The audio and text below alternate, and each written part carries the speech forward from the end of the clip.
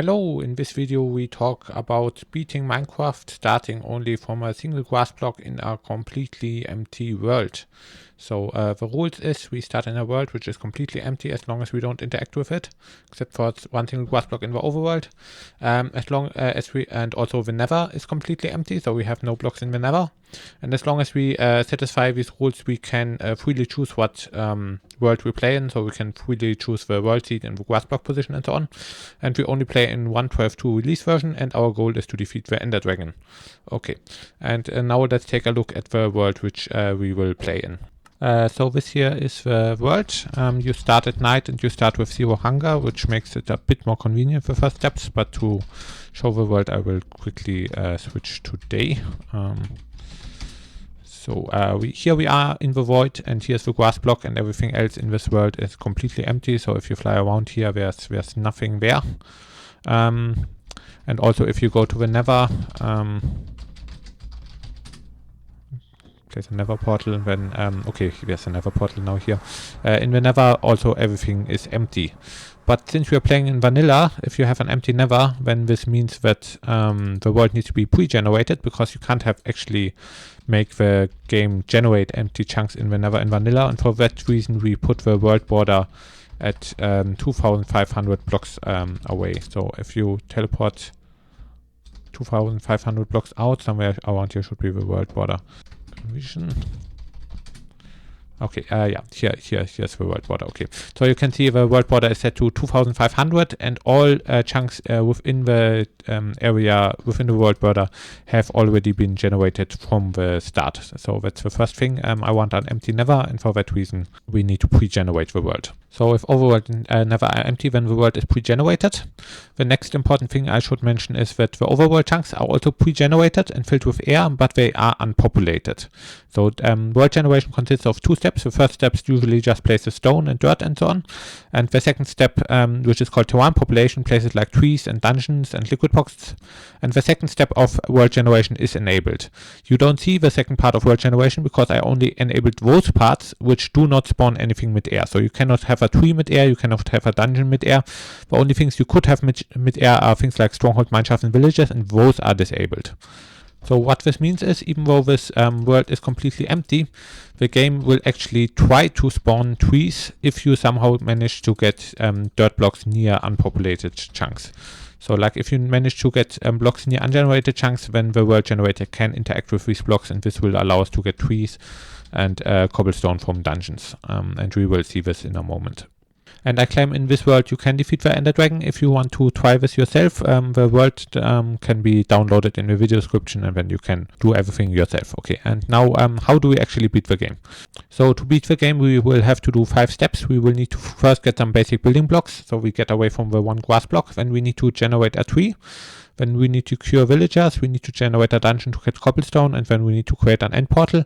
And the difficulty of these steps is roughly like this. Like the first parts are not very easy, so I put it at medium difficulty. When the other 3 things are require some patience, but they are kind of easy. And then the last step where we create the end portal, that's the hardest part of the whole setup. Okay, and now let's see how we get the first building blocks. The basic theory for this was developed by Jokey Pokey, that if you have a world where you are not starting on a single grass block, what you can do, you can jump around until you run out of hunger bars.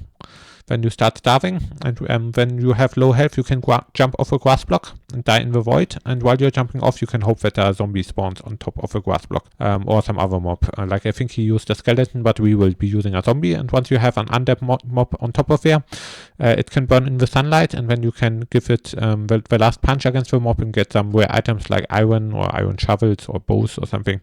That's the basic idea. Now in our world file, we have RNG manipulation for zombies at the grass block position. So we chose the world seed and the grass block position very specifically, so that if you jump off a grass block and you relock while jumping off a grass block, you have a 50% chance of spawning a zombie on the grass block. And this is something that only works in 1.12 if you have any structure enabled in the world generator. So we have ocean monument enabled in the world generator. They will never actually spawn because there is no ocean biome, but they allow for RNG manipulation, and I will now show this RNG manipulation. So we are here in the Skyblock world in survival again. we are starved, so we slowly take damage. And let me reduce the sound. Let me just turn it off. So the first thing we do, we wait until we take damage that we get one hit killed by void. So we're now at 2 hearts. We can now jump down, and roughly at like when you're more than 24 blocks away, you can log out. And now that we logged out, what we want to do is we want to make some backups of the world. Let's make roughly 5 backups or something. Okay. Also, let's make sure our render distance needs to be 2 for the RNG manipulation to work. And we also need difficulty hard. I hope I have difficulty hard. Let's check this. Okay, we have hard difficulty. And now we die here. And after we die, we try to respawn, and we got it. We got the... oh god, but it has armor. Okay. Yeah, but anyway, this is how you get the zombie. So the zombie should be up here now. Okay, we got it first try because you have a 50% chance. And as I said, you can, for technical skyblock, I think you can freely choose what world you play in. Currently, I increased the local difficulty of this chunk to a very high number to increase the amount of zombies that spawn with armor, but maybe that's a bad idea. You can just use an NBT editor to reduce that again if you think it's a bad idea. I thought it would be good to increase like shovel spawning chances, but that's up to you. But if you do it a few times, then you can also get a zombie which doesn't spawn with armor. Let's just go into one of the backups and see where we can get one without armor. So respawn. Okay. This one also had armor. Then let's try this again. Okay, this one has no armor. Okay, so after 3 attempts we got a zombie without armor. So it's not too difficult. And yeah, that's the basic idea for getting the zombie with RNG manipulation. Basically, the idea is if you're more than 24 blocks away from this block and you relog, then once you log in, the ocean monument in the world generator will seed the world RNG, and this will determine the first spawning attempt which happens in the world. After all mob spawning attempts after that are kind of random, but the first mob spawning attempt is very deterministic, and with this you can get a zombie here on the grass block. Now after you get the zombie, you can wait until it's daytime when the zombie burns in the sun. And if you give it the last punch, then you can get iron ingots from zombies. And like you take a bunch of backups until you get the iron ingot, or you can get a iron shovel from a zombie with a shovel. The biome, the grass block is ice plains biome, so you can get snow there, and then you can make snow blocks. Or if you just have iron, then from iron ingots you can craft iron trapdoors. Now you might think this takes a really long time, so the second thing we need to do item duplication. And in 1.12 there's this Alt F4 item duplication glitch where basically you drop an item on the ground, relog, then you pick up the item, and then you crash the game before the chunks get saved. And this item duplication glitch is what we use to take a single iron ingot and make a bunch of iron ingots, and then you can place as many iron trapdoors as you want, and when you have the basic building blocks. But there is a problem with the Alt F4 item duplication glitch, namely it doesn't really work well in skyblock worlds, because the item duplication glitch assumes that it takes a long time to save chunk data, and it only takes a long time to save chunk data if there's actually stuff in the world. And for this reason, like I slightly optimized it, I made sure that the chunk containing the grass block has 16 chunk sections of air, so it doesn't just have the chunk section containing the grass block, but the entire chunk is filled with air, and it also needs to get saved. And this increases the chance that the item duplication glitch works, but you might need to use some additional tricks, like slowing down the game by running it on a single core, and also running other programs on that same core. Let me quickly show how to do this. So let's say we have a single iron ingot. If you want to duplicate it, and let's go into survival for this, what you need to do, you throw it on the ground and save and quit, and then you go back into the world. And then you need to go back into the world, pick it up, and then you need to crash the game in such a way that the chunks don't get saved. Now to do this, what we're gonna do is we're gonna go into the task manager, and we're gonna search for our Minecraft process. Where's our Minecraft process? Here. This is our Minecraft process. We can go to details, and my computer is German, but you should figure out how to do this also in other languages. And the first thing you can do is you can set the priority to low. And the second thing you can do is you can set processor affinity. And what you do, you limit this to a single processor. And now the second thing you do is you could maybe start some other program. So let's just start Minecraft again, I guess. So let's start another instance of Minecraft. Okay, we now have a second Minecraft process for Minecraft 1.20, which I just started. And what you can do is you can set the priority of this one to high, and you restrict it to the same CPU core as you did the first Minecraft program. And now these two are on the same core, and this one will take quite a lot of time. And this should lag then out the other game. So if we now go into the world over here, it will be pretty laggy. So it's now loaded in. We now wait until we pick up this iron ingot. Okay, and then we terminate the process of the first Minecraft instance. Okay, and this is now how you can maximize the chances that the item duplication works. But I should mention, even if you don't get the item duping to work, if you get an iron shovel from a zombie with shovel and shovel snow, that doesn't require any item duping. It just takes more time, so it's up to you. And if you have a bunch of iron trapdoors, then you can bridge out like this, and then other stuff can spawn on the grass block. If you manage to get a spider to spawn on the grass block and you can kill the spider, then you can even get wool blocks.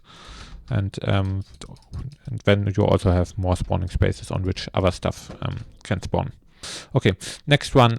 We can silk touch mine the grass block without actually requiring a silk touch pickaxe by just letting an enderman pick up the grass block, and then we can kill the enderman when we have the grass block. And that's it's nice to not lose the grass block, but like if you normally mine it, you just get dirt.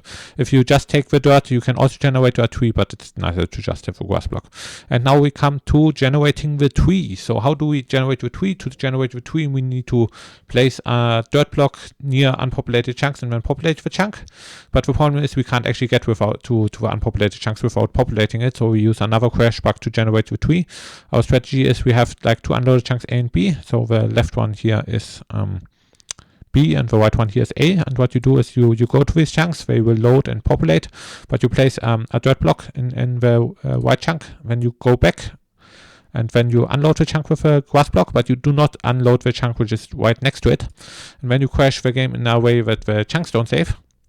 And then once you reload the game, the chunk which didn't save will populate, and then it can generate a tree on your grass block. I will now quickly go into the game and show how you do this. So in the video description, you will find a world download for 1.12 one block generate tree. This is the setup you need to generate the tree. When you log in there, you need to immediately start bridging out over here, and you press F3 to know where you are, and you press out until you reach set coordinate 979. Then you place a dirt block, and after you place the dirt block, you run back. So let's bridge out to 979. And this needs to be done as quickly as possible because everything needs to happen before an autosave. So if you don't lag out the game, then this needs to happen within 45 seconds. I think I will need more than 45 seconds, but I am lagging out the game using redstone clocks in the spawn chunks, and then you have a little bit more than 45 seconds. So let's quickly do this. So we are now at 979. So you place the dirt block right here. Then you sprint back here. And you go stand. Oh, damn it! I'm in creative. Okay. You stand here. When you open the task manager, you go to the Java process. Where is it? Oh my god. Process. Details. And in the details, you interrupt this task, and then it crashes very cleanly without having any chance to save the chunks. And then let's launch it again. And if we did it correctly, then there should now be a tree on top of the dirt block we placed. Because the dirt block should get saved, while all the other stuff we did should not get saved. So if we now go into this world, this was the world we were in right now. The bridge we just built, like we just built a bridge with wool blocks, this did not get saved. But if we just fly over here, then you can see that the dirt block we placed and the last few wool blocks, which are in this chunk right here, those did get saved, and now we have a tree on top of a wool block, and this is how you can get a tree. Now I should mention that in this world download, we are here at 926. We are far away from the spawn chunks. The spawn chunks are at 500, 500. And if you go to the spawn chunks, here underground, you will see a bunch of redstone clocks. You can build these redstone clocks without having generated a tree yet, because you can spawn witches, and witches drop redstone dust, and they also drop sticks, and with sticks and redstone dust you can make redstone torches without even requiring a crafting bench. And if you put these redstone clocks in the spawn chunks, then they generate a bunch of lag, and this then gives you more time to generate the tree. So if you don't manage to place the dirt block and run back and crash the game in 45 seconds, then you can place these clocks, and then you have more time than 45 seconds. The first thing you want to do before you generate the tree is you want to go to your spawn chunks and build a bunch of redstone clocks which lag out the server, because to generate the tree we'll need to have a lot of time, and lagging out the server gives us more time. So just for your information, in the world download, the world spawn is at 500. This is close to the grass block, but not exactly the grass block. Around the world spawn there are spawn chunks, and in those you can place redstone clocks, and they will slow down the server. The tree generates at 609, 979. It can generate at any height, like it generates on the highest block at these X and Z coordinates. The chunk which generates the tree is 3760. You need to make sure that this one stays unpopulated before you do the trick with bridging out. So when it comes to crashing the games, there are different levels of crashes. Some of them are softer, some of them are harder. So if you do Alt F4, it crashes the game, but it gives the game time to save some stuff like the player inventory data. Also, if you go in with Task Manager and you just have a normal apps thing there and you end the process, then it also gives the game time to save. If you are in the Task Manager and you switch to Detail and then do End Task, then it will not have time to save anything, so it's a harder kind of crash. And then other crash ways you can crash Minecraft is you can press the power button of your computer for 10 seconds, and then your computer immediately shuts down, and then Minecraft also doesn't have time to save things. And the hardest crash you can do is you can pull the power plug from your computer, and then Minecraft also instantly crashes along with the rest of your computer and nothing gets saved. The softer crashes are good for item duplication, because in item duplication you need the player inventory to still get saved, and you only want the chunks to not get saved. While for tree generation you should just take the hardest thing with which you're comfortable, because for tree generation we don't want anything to be saved, like the chunk which contains the dirt block is already saved before we crash. Now after we have the tree, we need to cure villagers, and I will go over this very quickly because this is just standard skyblock theory. Like if you have an oak tree you get apples and you get wood, and from wood you can make a crafting bench, and a pig can spawn on your grass block, and when a lightning hits the pig, and then it turns into a pig zombie, and then you get gold, and then you can craft golden apples using the crafting table and the apple from the tree. And then a witch can throw a weakness potion at a zombie villager, and then you can right click it with a golden apple, and then it gets cured, and then you have villagers, and then you can breed the villagers, and then you get access to all the trading goods. So next step, generating a dungeon. To generate a dungeon we need save state books. Like you could generate a dungeon using the same trick with which we generated the tree, but already with the tree we need to be very fast, and for the dungeon we would need to be even faster because you need to build much more blocks. So to generate a dungeon we will use save state books. Now there is the librarian villager, and he sells bookshelves, and then you get books. And if you make a cauldron and it rains, then you can right click it with a bucket, and then you get water, and then you can either fish in the water or make a squid farm to get ink sacs.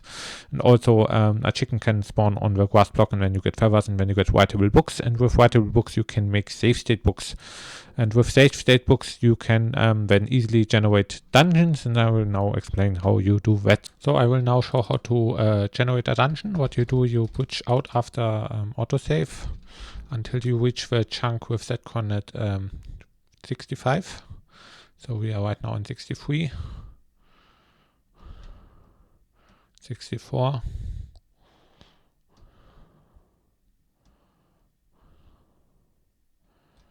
and 65. In 65 you place down a double chest, and then you take type 1 save state books and make a giant checkerboard pattern.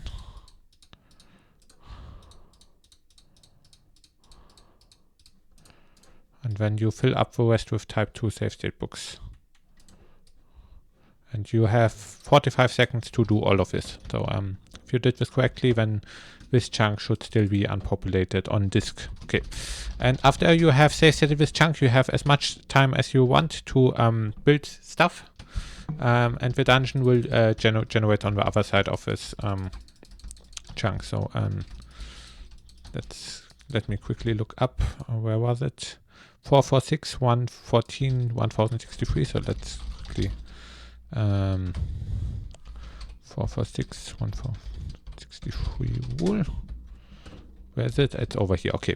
So this is the block where the dungeon will get generated. And what you want to do a 2-high floor underneath it, which goes out, I think, 4 blocks in all directions. So like this.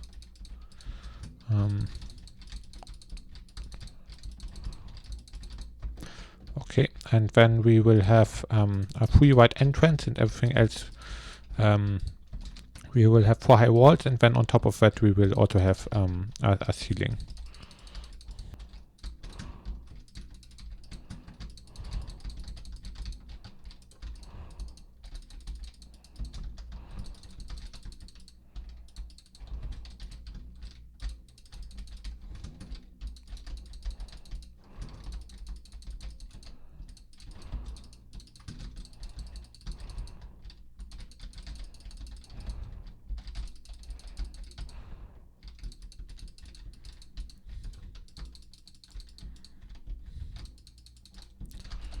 Okay, this should be the whole dungeon built, and if we now relog and we did everything correctly, then there's a dungeon in here. And the dungeon is important because from the dungeon we can now get cobblestone. So the dungeon generates in a way that the spawner is at 446, 114, 1063, and the chunk which populates the dungeon is 2765. You need to save state this chunk to get the dungeon at this location. Okay, that was the easy part. We now come to the hard part of this whole thing, creating an end portal. Now we have villagers and they sell glass, and with this you can make stained glass. And stained glass start async threads when you break or place them, and this allows us to do threadstone exploits. And one threadstone exploit is block state corruption. You can merge the bits of different block IDs to make new blocks, and we will merge the block IDs of cauldron and water to create end portals. But we have a big problem. Usually for threadstone exploits, the 3 most important blocks are 1, stained glass. This is the real crucial one. Second, observers, because they can keep async threads alive forever. And thirdly, beacons, which are very important for all setups which actually do chunk swaps and trap the async thread in observers. Now 2 of these blocks are completely unavailable in our skyblock map, so doing block state corruption here will be much more difficult than in a normal survival world. And in a normal survival world, it's already like one of the most complicated exploits of all time, and now we do it like 2 times harder. Okay, so we have no observers, so we cannot create async observer lines, but we do have repeaters, so we can create async repeater lines. These are much slower, but they do the same job. And we have no beacons, so instead of doing like void synchronized method or unload chunk swaps, we will use rehash chunk swaps with void chunks. This is something we usually only do in the end, but since we're in a skyblock world, we have void chunks in the overworld, and we can use them to do rehash chunk swaps. And this sounds like a good idea, but when you actually try it, you see that it actually has much worse chances than in the end. I don't really know why, but this is what we're doing. So I have an async line set up. You can download it in the video description and you can try it out. And I will now and if you need help with the setup, then you can go on the Threadstone Discord. But honestly, instead of building the setup in survival, I think it first needs to be improved a lot, because it needs several hours to create an async line. And when you get the async line, there's like a 50% chance that the game crashes before you can really do something. And after you get the async line, it's still like 20-30 minutes until the word tearing actually happens, because the async repeater line is so slow. But I will now show the setup and explain how to operate it. So this here is the setup for getting async line and then creating the end portal using cauldrons and water. This is a rehash chunk swap setup, and the chunk we are chunk swapping is this chunk right here. So basically what we do, up here we have a stained glass. Right here we have stained glass. We pull the stained glass. This starts a stained glass thread in this chunk. And then we try to upsize the chunk hash map while the stained glass thread is running in here. And then it can happen that the stained glass thread asyncly reloads this chunk. Now the chunk here is unpopulated, so when it gets loaded on the glass thread, it will populate, and then it will place this liquid pocket again. Like this pocket, a liquid pocket appears every time you reload the chunk. So for example, if I were to, I can do this. If I were to log out and log back in again, when the liquid pocket is there again. The reason this works is because this chunk is safe stated, and you should always make sure that you only go near this chunk when it still has a few seconds time to transfer safe state blocks from up here to down here. Also, when you build this thing, you need to place 4 chests here in unpopulated chunk and put safe state blocks in this, and you can only do this if you make this into an invisible chunk. And I expect you to know how to do this. In the video description I will give some references how to create invisible chunks and when you can do this. Like this contraption is very difficult, and the invisible chunk isn't the largest problem. But basically you make this invisible, you place these 4 chests in here, and up here you put a bunch of uniquely named type 2 safe state books, and down here you put a checkerboard pattern of type 1 safe state books, and you can put these things in the chest in the invisible chunks by making double chests and then putting it in the upper part of a double chest. That's just for building it. Then the other thing for building it is that there's a void chunk which needs to remain completely empty. So over here we have a void chunk. When you build this, you are not allowed to ever place any blocks in this chunk, and you're not allowed to ever put any block light in this chunk, so no torches near this chunk. If you put anything in this chunk, then the setup is permanently broken. And other than that, we've got this chest loading grid here. These load roughly 300 chunks every time they get activated, and in this contraption we will load this chest loading grid every second autosave when we do an attempt, and we need to load this to upsize the chunk hash map. So these load chunks until we are right before the size of the chunk hash map, when we pull the stained glass block to start the stained glass thread, and when we load the void chunk to upsize the chunk hash map while the stained glass thread is running. That's basically everything the contraption is doing. When you use this contraption, you need to use view distance 2 at all times, and to turn it on you just flick this lever. Like this lever turns on this autosave detector over there, and this autosave detector, every second autosave, it will load the chunk loading grid, pull the stained glass block, and load the void chunk. And before the void chunk is loaded, it will also execute some block events of pistons over here, and these pistons create some delay which allow you to adjust the setup to your hardware, because the chances are if you just download this setup and run it and do nothing else, then it will probably not work. But I have added a profiler server which tells you how many pistons to add here, and if you add the correct amount of pistons, then the setup will work. Like even if it's correctly adjusted, you will still need to run it for several hours before you get an async line, but with this you can adjust it to your hardware. And I think I will now explain how you can use the profiler server to adjust it to your hardware. So let's go over to the profiler server. So right here is the profiler server, and it will print out stuff once we start running the contraption. So okay, here's an autosave, and let's turn it on. Also, if you use the contraption, you turn off this thing.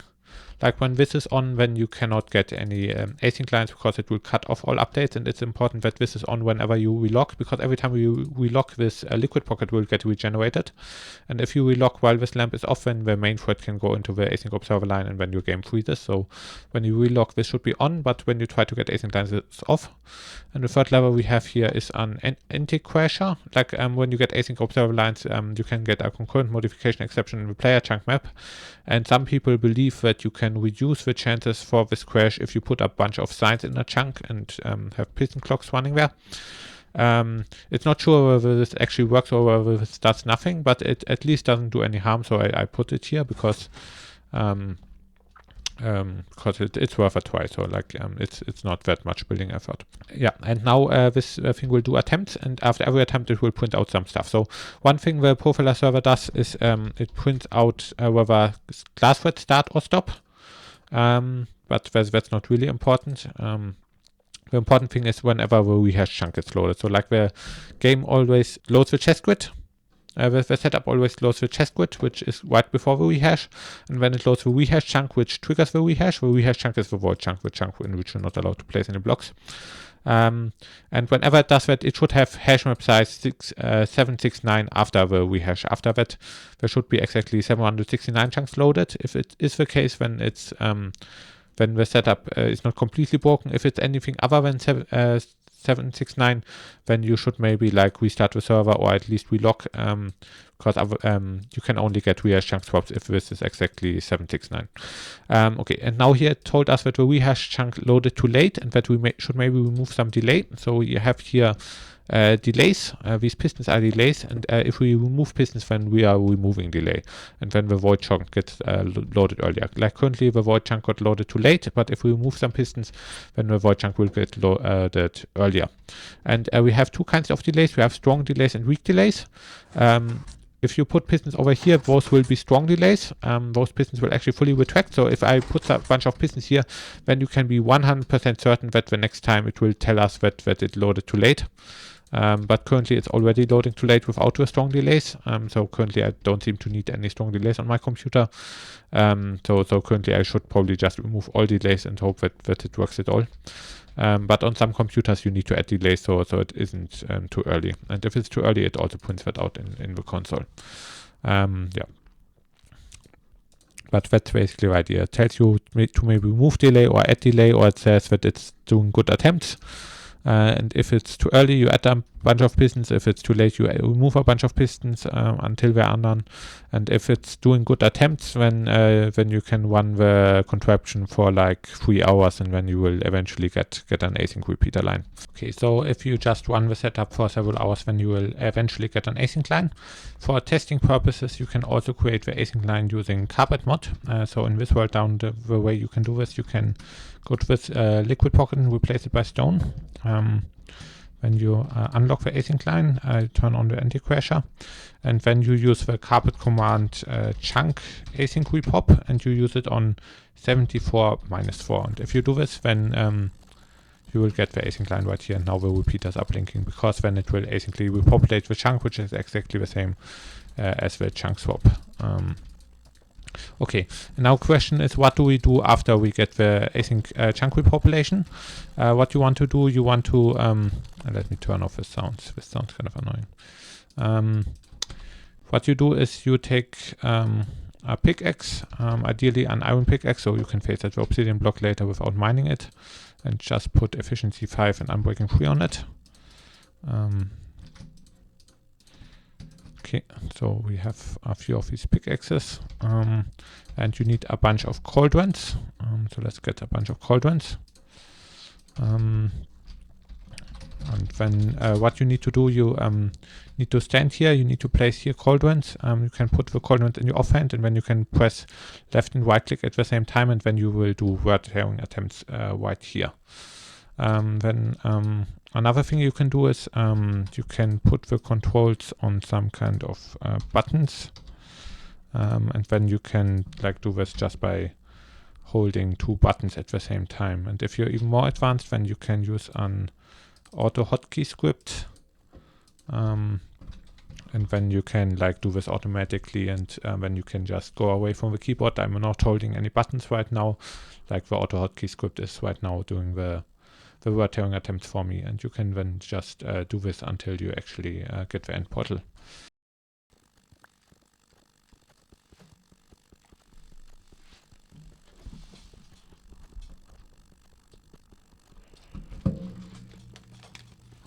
Okay, I think we got it. Wait, let me quickly exit the auto hotkey script. And I put some glass blocks around here to make sure that I always pick up the cauldrons. Again, let me quickly change my controls back. Okay, so I put the glass blocks here so that I would pick up all the cauldrons again, and here we have the async line blinking with the trapdoor. I like the trapdoor at the end, and now one of the cauldrons we placed into the water turned into an end portal, and this is how you can get an end portal in your Skyblock world, and that's basically the video. Goodbye. And that's how you get end portals. Now, another warning, the async line setup is the biggest garbage I've ever made and takes several hours to produce a single async line when you use it correctly. When you use it incorrectly, it of course takes even longer. But it's just a proof of concept, and I've already put so much work onto it that I just want to get it published, and other people can improve it later, or maybe I will improve it in a few months. Possible improvement is, firstly, we need to add cluster chunks to improve the chunk swap chances, because the chunk swap chances are really bad right now, and with cluster chunks you could improve them. The problem is just there's currently no good cluster finder for rehash chunk swaps, except for cheater code's very old tool, which nobody knows how to use because it's coded in Rust. Then the second possible improvement is we need to add an anti-crasher that actually works instead of a sign anti-crasher, which maybe works or maybe doesn't, like nobody knows. So we could add anti-crashers which are based on 8001 game tick clocks, and then those would maybe actually work. And thirdly, the third one isn't as important as the first one. The first two ones would like really help the setup a lot. The third one would be we could maybe improve the word sharing chances if we find a repeater async line design that can handle multiple async threads, and then it would be faster. But the first two ones are the actual important ones. Yeah. And then as a final side remark, you can also kill the river in this map, even though there's no way to get river skeletons. You can't get river skeletons, but you can kill the river if you use a certain threadstone exploit to turn skeleton skulls into river skeleton skulls. And you also need to create soul set for block state corruption. But if you do this, you can kill the river. And figuring out the details is an exercise left to the viewer. And that's everything. Bye.